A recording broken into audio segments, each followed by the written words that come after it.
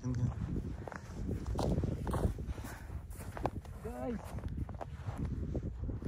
saan ako napunta? Ano masasabi mo sa lugar na napuntahan natin? Ayun o, may nag-harvest to. Ano yun? Ay, kutsi. Ano yun? May daan doon?